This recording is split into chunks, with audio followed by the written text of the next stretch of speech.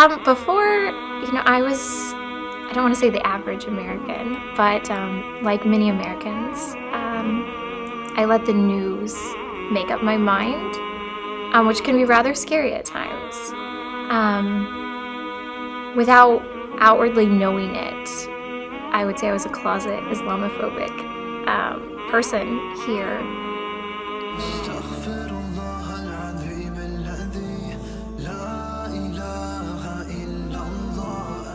So I would like to begin by asking you, where and when were you born? I was born here in Muncie, Indiana in 1986. How was it growing up in the late 1980s, early 90s in Muncie? So I grew up in a Christian family here in Muncie, and later reverted in my late 20s to Islam. Growing up here was your typical, life. Was raised by two parents. I have two sisters and a brother. We attended local schools here in town and got to see a lot of the changes that Muncie has made over the years. Can you tell me about your parents more, like their names, occupations, their influence on you? Yes, my father's name is James, and my mother is Sharon. They both work in the industry field, and I take many things from my parents. My stubbornness definitely comes from my dad, which is a proud notion of his. And then, my mom also taught me to be very vocal about my feelings. How did religion shape family practices and your values? So when I was growing up, we were expected to go to church every Sunday, and to, attend church. Outside of that, though, at home we didn't practice as much as we probably should have. Outwardly, we were, a very Christian family, but behind closed doors, it was a bit different. My parents divorced when I was a teenager, after many years of issues between them. Later on in life, when I reverted to Islam, it wasn't met with a great support from family. Growing up in a Baptist family, Islam was not an option to discuss, yet alone to believe in. So that caused a lot of family division. Do you remember which church your family attended? We went to several churches over the years. Grace Baptist was the one that we attended growing up. Did you attend any religious education, like Sunday school? We did, yes. During church services, as well as all holidays were part of, church functions for us. Do you remember anything from those experiences? Yeah, we used to go to Bible school a lot. As I became older, I became a youth leader at the church that we attended at the time, and was then put in charge of Bible school. So all the years of going to Bible school, really helped to shape that year for me. When you were younger, was there someone you looked up to as a role model? Yes, my grandma. She passed away when I was younger, but her lessons that she taught us continued even after she passed away. She died of cancer when I was in my early teens. And I can remember her, even the day before she passed away, having us read the Bible to her. That was something that she still wanted all the time. Even though she was losing all functions, her faith never shifted. Can you tell me about your grandparents and the influence of their religious convictions? Yes, my grandfather was Catholic growing up, and he married a Baptist woman. So Catholic became the dirty word of the family. You weren't allowed to say it. My grandfather no longer went to Mass. He continued with the Baptist denomination with my grandma until he passed away. Can you also tell me about your schooling, about elementary school, middle school, high school? what that experience was like. Yes. So I went to one of the county schools here in town, or well, outside of town, Westell. So literally a very small high school in the middle of a cornfield. So was very much raised to be a hometown girl here in Muncie.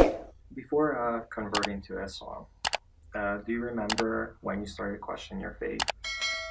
I did. So I'm a mother of three, and my youngest daughter, Brylan, was getting sick a lot, and we were having surgeries. And at that time, your faith really comes into play, and it's tested. And for those who aren't very strong in faith, it's very hard to deal with it and to get through that. Um, I prayed a lot, and I didn't feel the fulfillment anymore in my prayers. And so for me, it was a moment when I realized that I myself didn't believe enough what I was taught growing up. And so it really took me on a spiritual journey for several years. It wasn't directly focused on Islam at first. It was just a spiritual journey to find that hope and fulfillment that I needed. And I wanted to give to my children as well. And so after a few years, we got a new pediatrician who you could tell was a foreigner by the name.